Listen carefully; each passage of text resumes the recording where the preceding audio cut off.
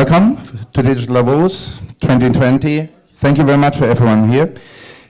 Jamie Cooper will present this panel. Thank you very much. Jamie, I give it to you.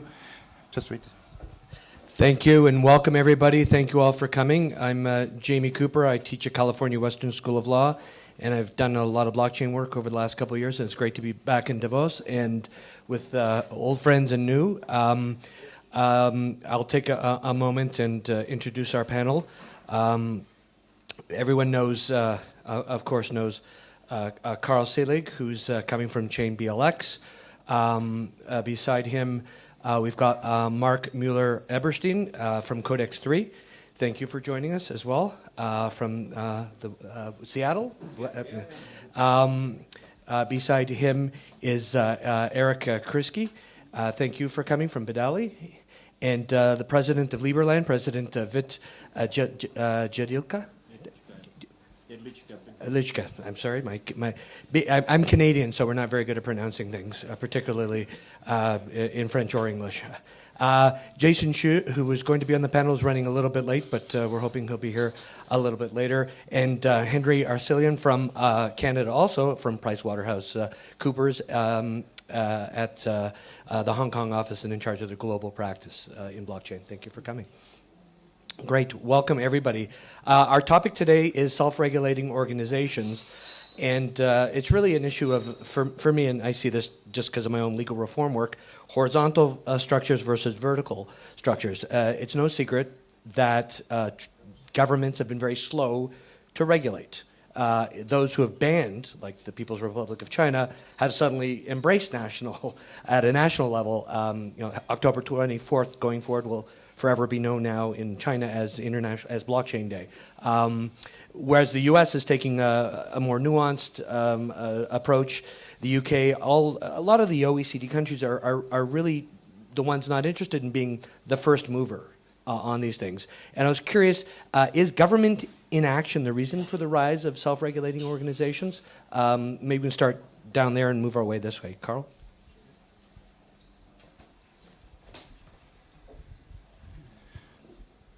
So it depends on different governments around the globe. In the United States, governments are normally really positive to self-regulation bodies. For example, when we see the bar or like the medicine, education, all the universities are self-regulated under the education, and they are private. So in the United States, it is really positive seen that the government gives self-regulated organizations powers. During, for example, when you go to states in the European community, self-regulation is more driven by the government. So it really depends on which state you're living in or which country. Yeah, I think regulation is extremely important. Codex 3 is a Seattle-based investor group in the blockchain space, and we're investing globally. So working with startups on a global scale, it is critical for them to have a stable regulatory framework to build the innovation. And it's just not possible to spend sometimes $700,000-800,000 just in legal and compliance fee to have a chance of being compliant. So we definitely see them moving in the decentralized world, of course, to jurisdictions that are developing their business and developing innovation so much easier to really drive their businesses forward. And we, as an organization, we're excited to see countries like Singapore, for example, or Malta, Gibraltar, Luxembourg, even Switzerland, I think, is doing a fantastic job of understanding the challenges and providing the legal guidance. Yeah, I'd echo the same thing as kind of having my hat wearing two different hats on the investment side and also as a startup operating in the space. We're a registered, regulated money services business based out of Canada. We were one of the first crypto payments companies to actually be regulated. And so I think it's definitely I think with the industry, we've seen some people look to avoid regulation, which obviously is not the approach that we've taken.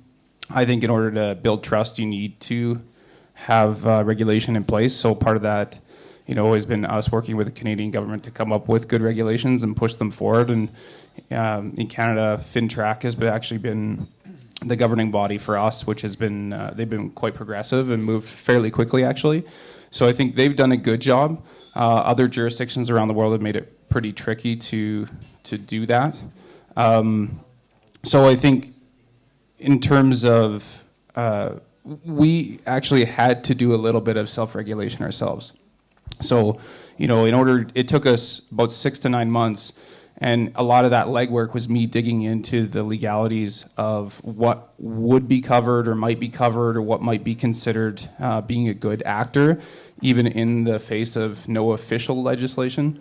And so that's even how we were able to be one of the first registered and regulated entities operating in the crypto space, because I spent a lot of late nights reading laws and regulations. So. Let me maybe take a little bit bigger picture on the topic of regulations. And that, of course, the number one topic here in Davos is the global warming. And recently I just made a little bit of thought exercise comparing the adverse effect of global warming by the year 2100 and regulations in Europe. And the IMF has calculated that the cost of global warming to EU economy, which I think is exaggerated, but it will be 4.7%. So it was like an alarmist approach that the EU economy will be damaged by 4.7% in 80 years from now. And if you look into the papers by European Commission, they actually tell you that every single year the EU economy is damaged by 4% from the regulations in EU. That means in 80 years, we will be 19 times poorer than we would be otherwise if there were no regulations on the EU level. These regulations, it's more than 350,000 pages of regulations. Every single industry is regulated in one way or another. The peanut deal is, I think, like 15,000 pages alone. It's crazy. And I really believe that the healthier approach that many countries are taking, and I just came from Hong Kong, which kind of rejects to, for example, regulate crypto, because they just believe that that they let the industry do its own business, and of course it's a seat of great amount of crypto organizations. Or I'm myself from Czech Republic, where we have a very good approach by the central bank. They say we don't consider cryptocurrencies assets, we don't consider them currencies, we're not going to regulate them, we let the people do whatever they want with it, which I truly believe is the healthiest approach, and no doubt that Czech Republic is also one of the hubs of development of all these technologies, because the state is not going after them, trying to put them in some sort of the box.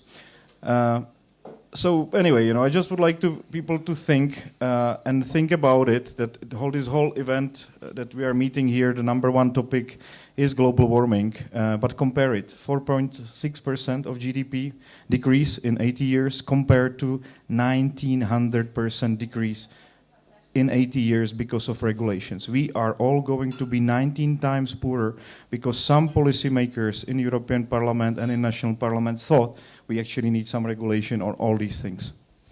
Thank you. I'm not sure.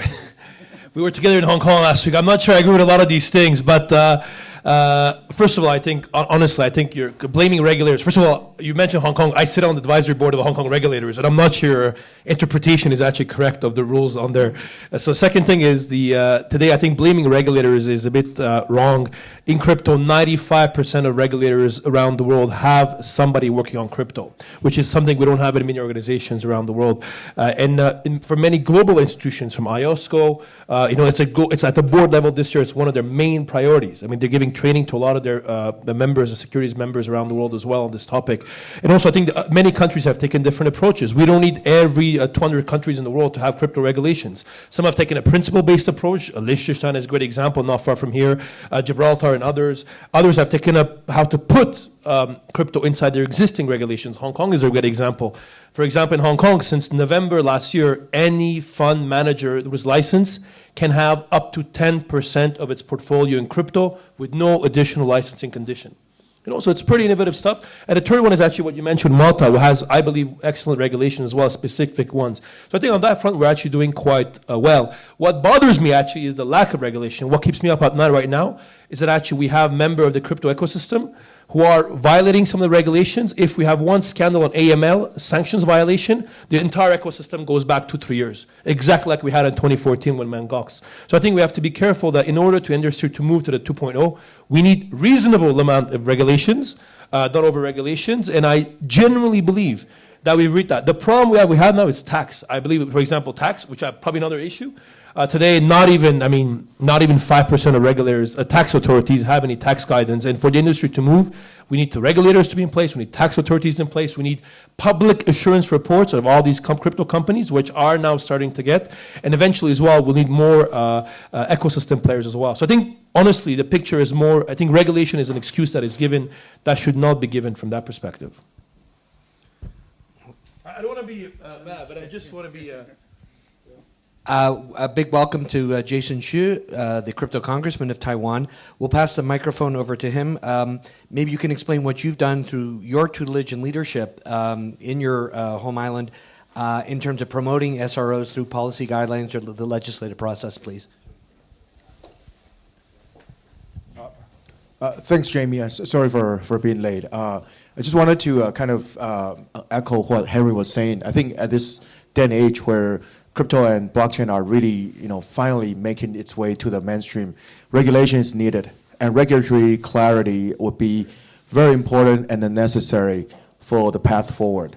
For the past 3 years, I have been focusing on providing a friendly environment and somewhat flexible regulations for cryptocurrency and blockchain-related environment in Taiwan. First of all, we set up a blockchain coalition in our parliament. It's a bipartisan initiative that allows legislators on both aisles to focus and help develop the industry. And later on, we develop a guidelines to implement blockchain across government sector. For example, we are coming out with a digital ID system. We are replacing our existing paper-based ID card with electronic and blockchain-enabled backbone, which is called T-Road. T stands for Taiwan. And this is allowing all our social security data, our healthcare data, and other forms of data to be consolidated and somehow used with blockchain technology. And in terms of regulation, crypto in Taiwan is regarded as assets or commodities. So if you trade crypto to crypto, then you are trading commodities, essentially. But since earlier this year, I put forth legislation on security token offering law, which is the first special law governing the security token issuing. It's one of its kind in Asia. And our law, the main principle is to exempt security tokens from security laws, which is allowing security tokens to have a somewhat less strict law and yet still sort of treated as some form of securities. And this is allowing the industry to try, and also with the established trust between government and private sector, to develop some sort of mechanism going forward. So our exemption limit is $1 million. If you issue a project below 1 million, then you are automatically exempt. But if you issue above 1 million, then you just notify our governing authority, which is a Financial Supervisory Commission.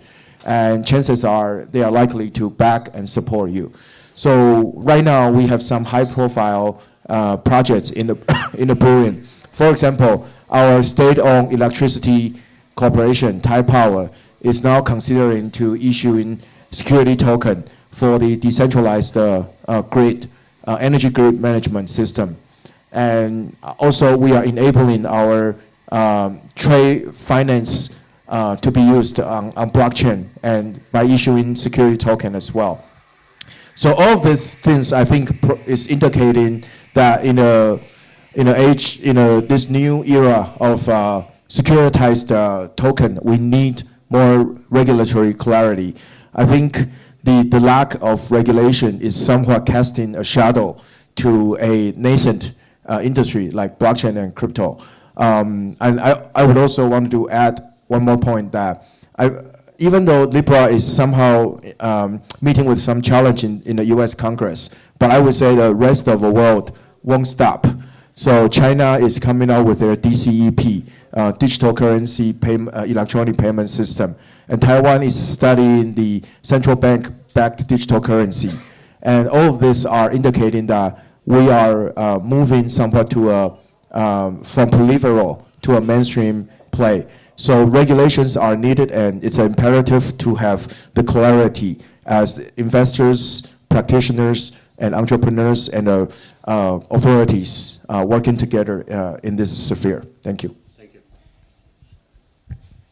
Thank you, Jason. I just want to take this opportunity and thank especially Jason and Taiwan for being very, very proactive in the educating of the crypto ecosystem from a regulatory perspective. We don't see enough of the education and dialogue coming from the regulators. I was just at CES, and the government Bermuda did a similar approach there, really helping the community to understand what is possible.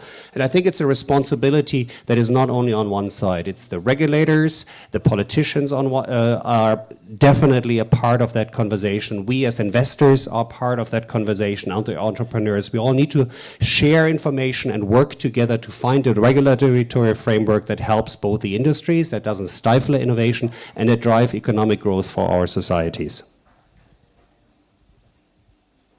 Thank you, Mark, and thank you, Jason. Let's ask the president of Liberland what you're doing in terms of regulation, please.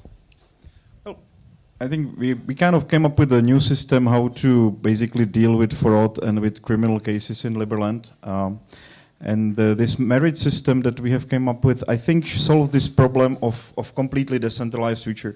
So we're all talking about, how to regulate this environment, but you cannot regulate Bitcoin. It's completely independent of any government. You cannot regulate decentralized crypto exchanges, which of course are going to dominate. You cannot trace Monero. So we are actually trying to regulate something which is not possible to regulate. The CIA has concluded we cannot do anything about Bitcoin, right? Like 2 years ago. And I understand that there is some sort of need in existing jurisdictions to make these operations with cryptocurrencies legal. And I understand that in some jurisdictions they have taken the step to keep it in the shadow economy, basically don't deal with it. I think both approaches are correct as long as those regulations are not crazy like in the United States where the SEC is basically changing its mind on different things every single day, and they turn it into law, and then they chase people down all around the world for breaking their rules that are basically ad hoc made. So that can be a good example of very bad regulation that I think is coming out of the United States. And of course I applaud all of you that are trying to make a very simple clear path for regulation which will not harm the economy of the crypto ecosystem. But what we're doing in Liberland is the system of merit. And in a time of complete, basically at the time of private keys where you cannot chase a person down that steals 1 million bitcoins, what do you do with him? You can either put him in jail, or you can take his merits, basically, that he has in the society that he's created. So in Liberland, whenever you pay taxes, you get some merits for it, and these merits also become your liability in the case that you screw up something in the jurisdiction, that you steal something from somebody. And it has so far worked very well. Now we've got some 600,000 people in our database that have some merits.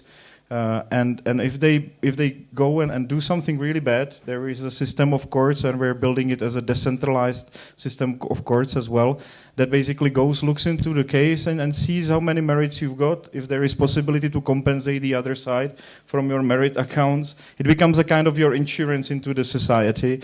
And it is irrespective how much bitcoins you have. You can actually you can have 100 million merits minus if you do something really bad. And Liberland actually becomes kind of your insurance in the society, in the new decentralized world. How's it different from, I mean, what's your view then on China's social credit system?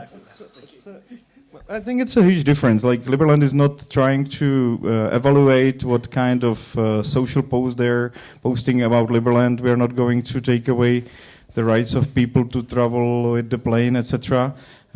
This is just going to be basically, I think, much better system than we see so far in the jurisdictions, where somebody does something to some other person, and you put the person in jail, and then you pay hotel for them for 20, 30 years without even requiring compensation to the other party.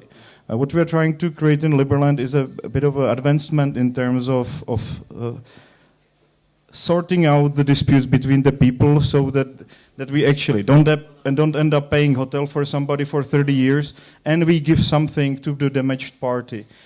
So there will be basically, Liberland will work like a liability, basically moving the merits, the shares of Liberland itself between its own members. And I'm trying to make the system as transparent as possible with the system of decentralized courts on the top. It's the main topic for next month.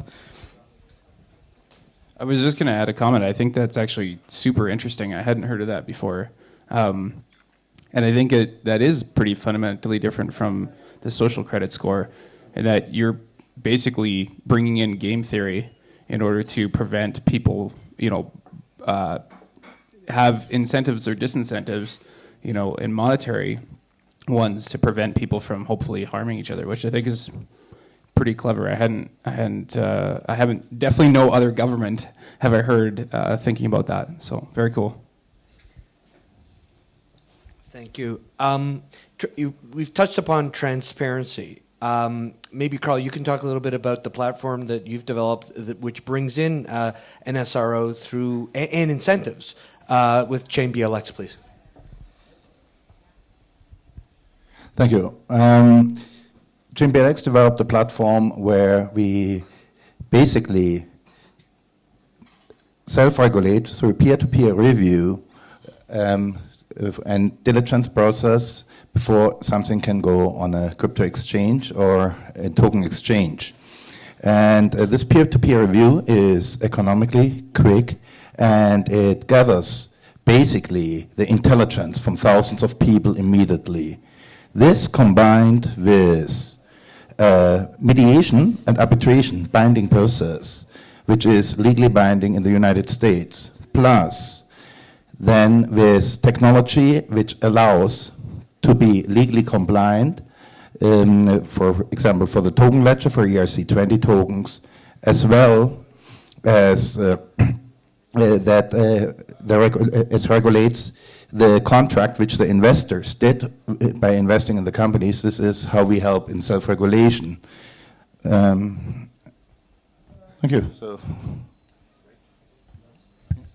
I'm just saying, I'm a big fan of communities and collaboration in the ecosystem. I think picking the brains of everybody globally that is contributing and has the deepest insights, I think that's a very, very good start. Let's open this up to everyone, because SROs are kind of filling the void right now, despite some of the very proactive legislation that we've heard about in Taiwan, Liberland as well. We've seen some self-regulating organizations develop in important jurisdictions, like in the UK. A number of crypto market participants have created a trade association called Crypto UK, and this could serve as a precursor to some form of SRO. The Winklevoss twins have promoted an SRO, the Virtual Commodity Association, modeled on the National Futures Association in the US, itself an SRO that's focused on the derivatives industry. You mentioned Mt. Gox. We saw the $500 million theft of the largest cryptocurrency exchange in Japan. All those who lost money created an SRO themselves. What other things are we seeing out there that are really good examples or models that we could follow?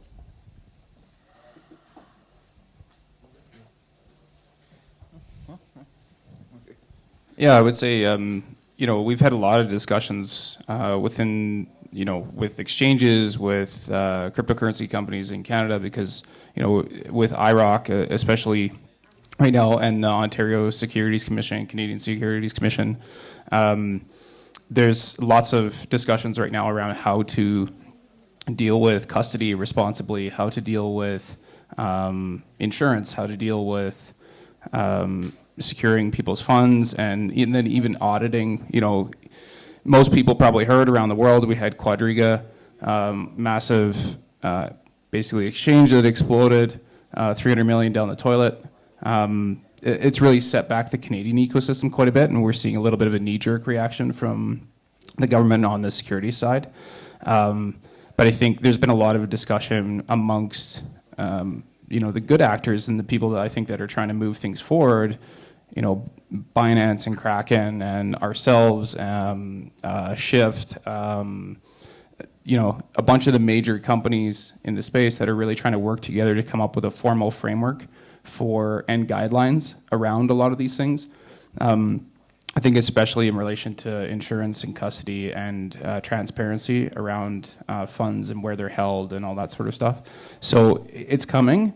It's going to take a little bit of time, I think, is the other thing. One of the big challenges, though, even today, is getting insurance for crypto assets is really, really hard still today, because a lot of insurance companies, so even being able to, even if you want to do the right thing, it can still be challenging and a bit of a barrier. So a bit of an evolution, yeah. I think you mentioned a really good point. It's the traditional institutions, the collaboration with them that is key challenging. You mentioned the insurances, but banking, of course. Most of the companies that have crypto or blockchain in their name, for them it's really, really hard to open a bank account. Some countries actually see that. So Bermuda, for example, has created a legal framework where opening up a bank, so if the traditional bank doesn't take you, you open up your own bank, apparently seems to be much, much easier, and Bermuda could become a banking hub. And just last week, one of the ministers here in Switzerland basically said, if the old traditional finance industry doesn't support you, we want blockchain, then just go around them. Not the blockchains, but the traditional finance industries that don't embrace it. And that's from a government.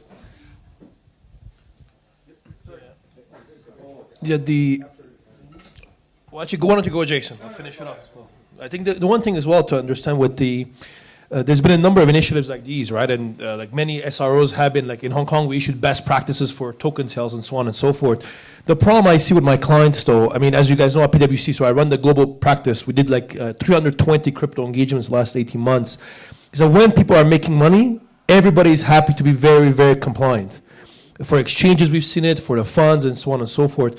Unfortunately, now that we're going to crypto winter, I think it's quite sad, because I think we're going to see a lot of players cut corners. For example, what keeps me up at night right now is when I see the amount of lending happening between crypto firms.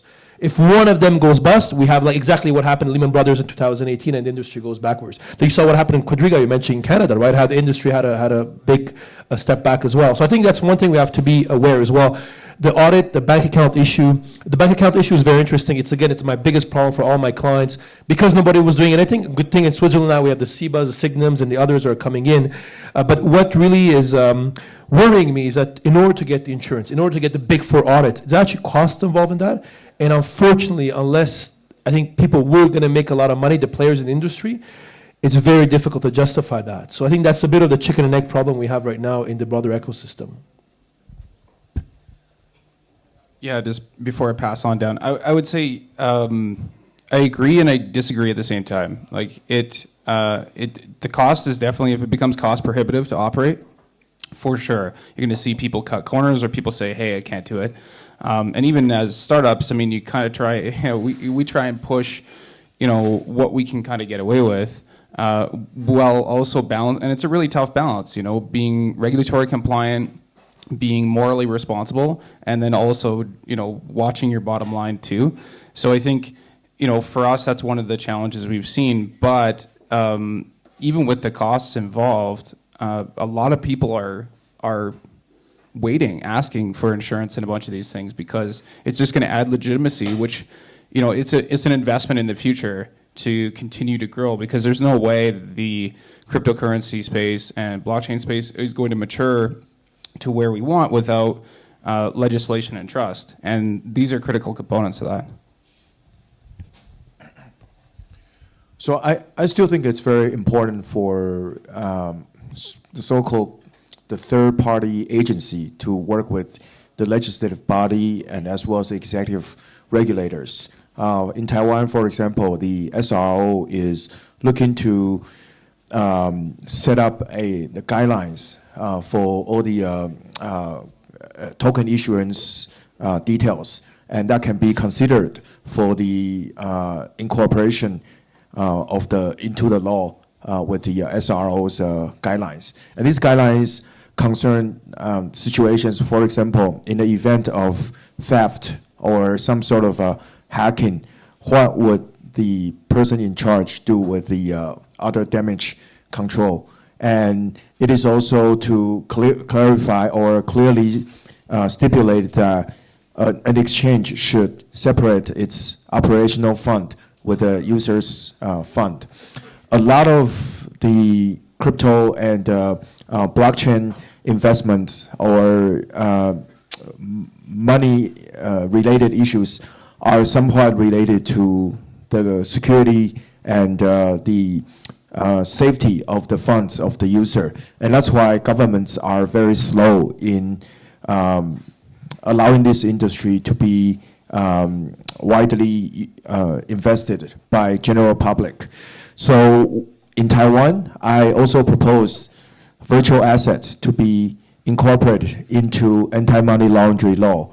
I submitted the Article 5 amendment, which already passed in the legislative yuan, which means that the cryptocurrency or crypto assets service provider, VASPs, are now being regulated in Taiwan by the Ministry of Justice and the Financial Supervisory Commission. So little by little, we are paving the way for this industry to be regulated. And I believe regulation is actually a competitive edge. Countries and jurisdictions who are figuring out this and working together and to develop a regional governance structure and bringing together leaders of their own respective jurisdictions to have conversations regarding this, I think will lead the next path forward in terms of the development of this industry. I have just a question for you. So we have like international bodies for regulations and contracts, like the US Patent Office with the WIPO, that it's basically worldwide regulated. How far you think because you're involved directly in Taiwan and have insight, how far you think it's really a way that we have an organization like the WIPO, the World Patent Organization, to regulate cryptocurrencies so that it is international and it's really a global market, what it should be? Yeah, so I've seen several organizations being set up across the different continents, in EU and in ASEAN countries and in Taiwan and somewhat in North America.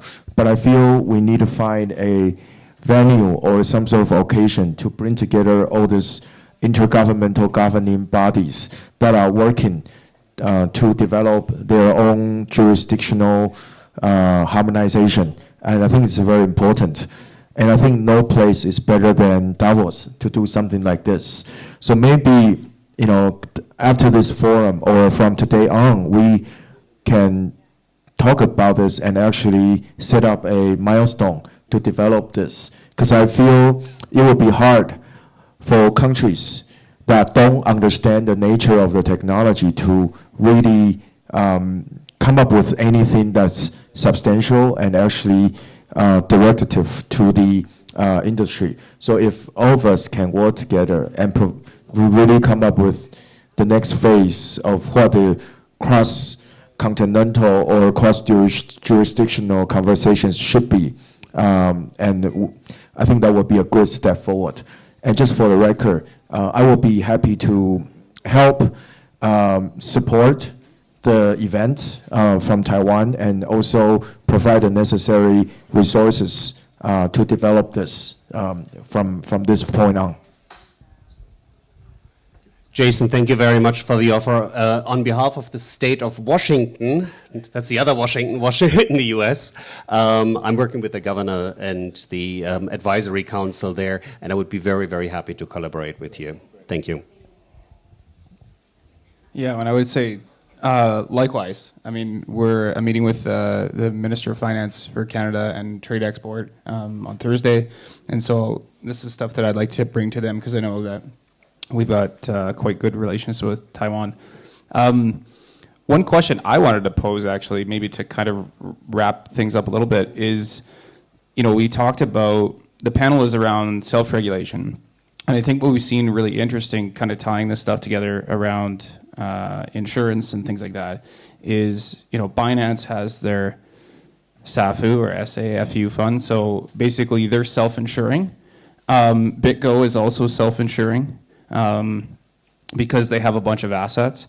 There aren't currently any laws that apply to whether whether people are allowed to do that or not. In North America, we have FDIC or insurance for banking that covers up to 100K in deposits or 250. Yeah. So I'm curious, and maybe I'll actually pass this back to the politicians here. Are you thinking about whether there will be laws that are passed for crypto companies to be able to self-insure or provide insurance similar to how banks do, or should we just leave it to the open market and let the market decide? Of course, that's like ready for me to hit. Yeah. Of course, let the market sort out the problems, because I think that's the trouble, right? Like when you, for example, say like 15% now the hedge fund manager can put into crypto. Like why 15? Why not 50? Why not 5? You never know this, and let the market figure out these measures. And it's great that the centralized crypto exchanges and dealers, whatever, are getting insured. That's super. That's like a self-regulation. But honestly, like we are heading to the world of decentralized exchanges. We are removing the trust. Nobody will be able to steal the funds from a decentralized exchange. That's the future of where we are heading. So regulation, do we need? What kind of regulation can we install on a decentralized crypto exchange? None, which I think is the best self-regulation of the whole business. Anyway. Thank you all for such a robust conversation. Our time is unfortunately up. But in conclusion, it may be, you mentioned the hedge fund industry earlier, that may be a good place to look as we learn from the successes of FINRA, for example, the Financial Industry Regulatory Authority. This was formed in a merger between the National Association of Securities Dealers and the New York Stock Exchange Regulation Enforcement Operations not so long ago, 2007. Although the latter institution stretches back to the early 1930s. But it may be that SROs with sanctions, let's not forget that for any system to work, it has to have norms, rules, and enforcement. Institutions to enforce those rules. And as we go through it and now bring it up to a more transnational level, as per Jason's suggestion, we certainly have our work cut out for us. Thank you to all the panelists. Thank you to everybody who joined us today. And we'll look forward to the next panel. Thank you all.